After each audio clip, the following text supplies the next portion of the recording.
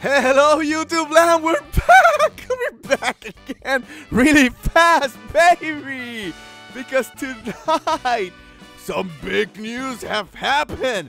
Resident Evil 7 is coming to the Nintendo Switch! How is that possible? It cannot be! What is the wishery? Oh my god, Caliones, and we're gonna react to it! And of course, joining me, like always, Kali Hole! Resident Evil 7, baby, it's coming to the Switch! Woo! Caliones, how you doing? Hey, how you doing, Dantes? How you doing, everybody? And it feels like we were doing this like 10 minutes ago. But yeah, I mean, I'm glad that the piece of news, Resident Evil 7 Cloud coming over to the Nintendo Switch. It was announced while we were doing this live stream for the Force In Unison Live. So yeah, we wanted to kind of like separate this news and talk about it a little bit because I believe like this is something that we need to address. Both the good and the bad. And I don't know if you want to do a rigmarole or anything, or if you're just gonna call, like talk straight about this one. But Dantes, I don't know. It is something big and scary and dangerous at the same time. And I'm not talking about because it's a Resident Evil game, but the precedent that it can lay out for other companies to follow. So what is your initial reaction to this, Dantes? Quick rigmarole. Welcome everybody to the Force In Unison Gaming channel, where you can get all the gaming news breaking last second. We got a bunch of podcasts, the Get In and Get Out, Force In Unison Live, PlayStation Mondays, Streaming Wednesdays, and Toy Some More Club Fridays. I don't know, we shall see. But we got a bunch of shows. You guys go to the description box below. You can see all that goodness. Also, we do have a Facebook page called @Force In Unison Gaming, and finally, and that says finally, go to chicagosnews.com and give some clicks and love to my boy Caliones. Did that quick today because I want to get to the news.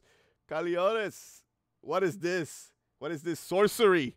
How is Resident Evil coming to the Switch? Can you explain that, how it was announced? And I'll put the trailer in the background.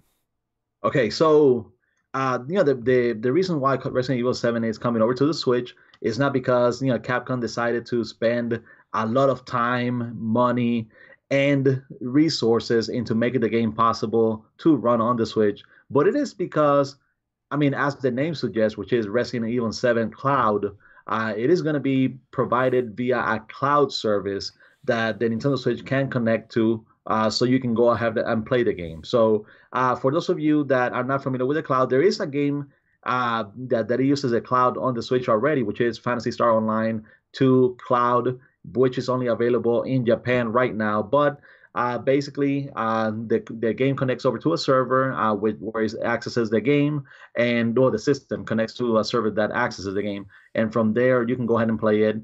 But it is kind of unusual for this to be done with a game like Resident Evil 7. With Phantasy Star Online 2, it is a massive multiplayer online RPG and MMO, so you would understand why it is done that way. But Resident Evil 7, so I have a couple of things that I want to say about this, but Dantes, give me your initial thoughts on this one, and yeah, just what do you think on this? Okay, so it is big news. It is big news, Caliones. I don't know what to say with this because this is something weird. Is this the way that Nintendo will be able to get the big AAA exclusive games down the road? That is the big question. I'm not sure. It's gonna be interesting to see how is it gonna run. Is it gonna run crappy? Is it going to run fine? I know PlayStation Now hasn't been that successful trying to run games through a cloud service, streaming service. So how is Nintendo have something special, a secret sauce that we don't know, right? It's interesting, Caliones. I think this could be big in a sense that is Nintendo building to something this E3 that we don't expect. Are they building to something that we're going to see more games like this being able to run on the Switch? Are they going to be consistent? How are they going to run? I think that's the biggest question, Caliones. Can they run fine with the with this cloud service? I mean, Japan, I know, is known that has better internet service than the US. So maybe that's the reason why it's only been announced for Japan at this time. But it's still interesting how Nintendo is finding ways, or maybe it's the companies themselves finding a way to deliver to the Switch because they know that there's money to be made in the Nintendo Switch. So it's interesting, guys.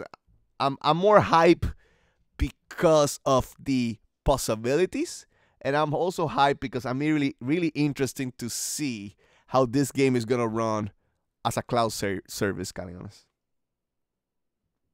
Okay, so that's what I'm gonna talk about. I'm gonna talk about the good and the bad from this. So the bad, of course, is that um, I mean, Capcom is kind of like once again taking a shortcut into bringing a game over to the Switch instead of devoting its time to it. If we feel a little shortchanged because even though they did have Monster Hunter World Double Cross in Japan, it was kind of like an HD version of the 3DS game. The game is finally coming over to the Switch after over a year of it being available in Japan. And this is because probably they were waiting for Monster Hunter World to kind of like run its course on how many copies it was going to sell. But it feels like once again Capcom is taking a shortcut to how they perceive the Switch, and they're doing this kind of like a quick way to make a buck. I mean, they could have given us, I mean, like the Doom treatment, or given us I mean, the Skyrim, or like what the developer took the time, even though they had to optimize it, it may not look as good as the other system, but they did it the best way possible for the system itself and accommodated to the Nintendo Switch's specifications and features. So Capcom is not doing that. They're just going to have the cloud service where you can connect to it and play it. And as far as I say, that's the bad thing. Okay, so now going over to the good. The good about this is that it kind of makes it possible for the Nintendo Switch to be able to run any game on the PS4, on the Xbox One. It doesn't matter if the game requires like 8 GB of memory, 10, 12, whatever. By doing the streaming, you can potentially play any type of game on the Nintendo Switch. Granted, you need to have an internet connection, and for you to not experience any lag or anything like that, it has to be a really good connection as well. A pretty fast connection.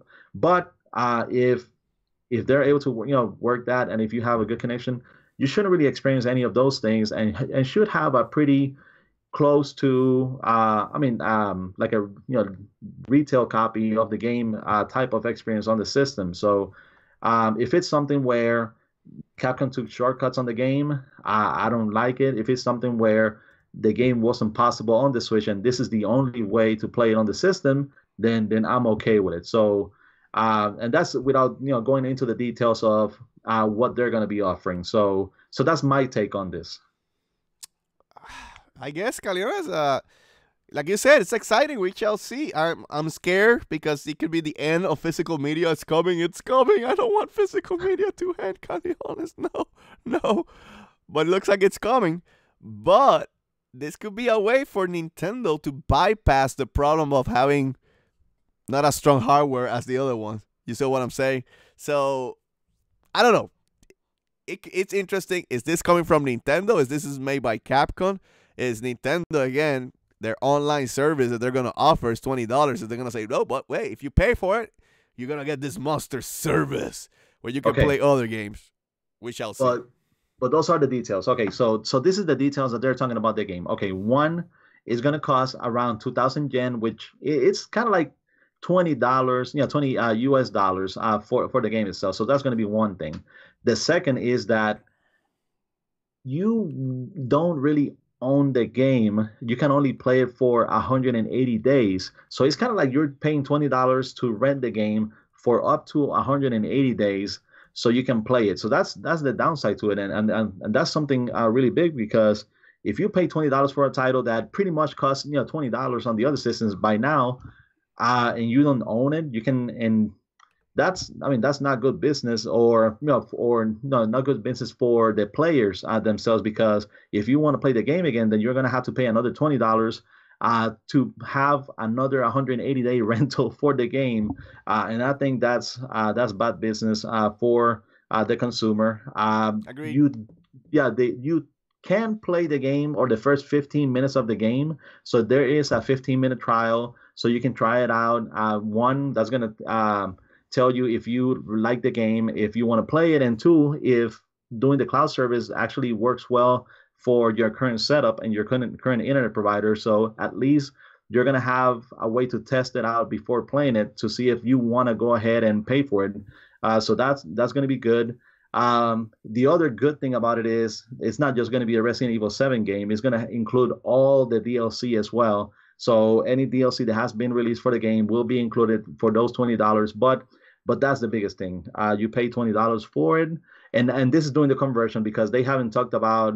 They haven't really mentioned about the game coming out in the West yet. It's 2,000 yen in Japan, roughly $20, but it's like an 180-day rental for the game. So you have to complete the game within that time frame, or else you will have to pay again to rent it again. So that's my biggest disappointment with it. Well, Cariones, but it is an option. It is a way to get big Nintendo games. You know what it is? It's a rental. Again, each company is doing something weird. It's trying to find the future. Sony tried with the PlayStation Now. Xbox is trying with Game Pass, but now Nintendo may be playing some game that we don't know yet that they're gonna announce at E3. That this is the way that you're gonna be able to play the big games. They know that they won't be able to bring those games because the hardware is weaker than the competition. But they may offer, hey, it's streaming. We understand that you don't want to buy that game. Hey, rent it, try it out. Try it for $10, try it for $20. $20 will be the full year. Maybe they have different prices where you can now rent games, stream games by renting at $5, $10, and then they give you different periods of times where you can own the game, and then you can stream it on the Switch. This is maybe the ace on the card with the Nintendo Switch. Like I said, I'm crying because I want physical games. I don't want this to end. But it sounds like that, hey, at least Nintendo's trying to find a way to bring those big games to the Switch. But again, that doesn't mean they're going to be portable, because in reality, your best conditions is going to be at your house. So you have to take away the portability. I don't think you'll be able to play on Wi-Fi while you eat at Longhorn or something like that you'll be able to play these games over there. You need to be at your home. You need to be a LAN connection. You need to be everything perfect for this to work, Caliones. So it's interesting. The concept is interesting. I really want to see the future where this heads. And I would really want to see if people are going to support this. And it's Nintendo is going to come out with like a Netflix service too, like Xbox. So interesting times, interesting. Anything to add, Caliones, before we close this React? No, it's just going to be like, how this is going to affect companies going forward. Not just Capcom, but the Square Enix, the Bandai Namco's, that EA's, that whomever. Maybe, we were talking about on the previous podcast how Call of Duty Black Ops 4 still hasn't been announced for the Switch, and they said that they have no plans for it. Of course, the Battle Royale mode, it would be perfect for a cloud service where you connect and you play. But maybe this is how we get kind of like a workaround for games that are not possible on the Switch, and we can have pretty much any game made, be playable on it. Granted, it will have to be a strong internet connection, but I just hope that this doesn't make companies become quote unquote lazy, and instead of working hard to optimize the game for the system, they just go the cloud way. So for games that are never going to make it to the system, cloud would be perfect. But hopefully companies don't become content with just doing cloud service and still continue to bring their games to the Switch. Got it, Caliones. That's a good way to close the show. Anyway, welcome to this first Reacts, where we just came out of the blue and says, let's do a quick stream and see how people reacted to the big news that Resident Evil 7 is coming to the Switch on a cloud base. But, hey, it's still coming. We shall see if it's announced for the US or not. With that said, Caliones, time to end the show with I want to thank everybody who watched this quick react right here at the Force In Unison Gaming channel. Please remember to subscribe, like, and comment so you can make everybody happy. Also, please remember, we do have a Nintendo podcast called the Get In and Get Out Nintendo Podcast, and you can get that podcast on SoundCloud and iTunes for free. Also, go to the description box below so you can see the full channel schedule. Remember, Mondays, PlayStation Mondays, Wednesdays, Streaming Wednesdays, where Caliones plays a little bit of Splatoon for your entertainment. Also, we do have the Force In Unison Live, where we discuss all the video game news. Also, hey, we have a Facebook page called @Force In Unison Gaming. And finally, and Dantes says finally, go to chiguerosnews.com and give some clicks and love to my boy Caliones. With all that said, thank you again for joining us. Good night, everybody.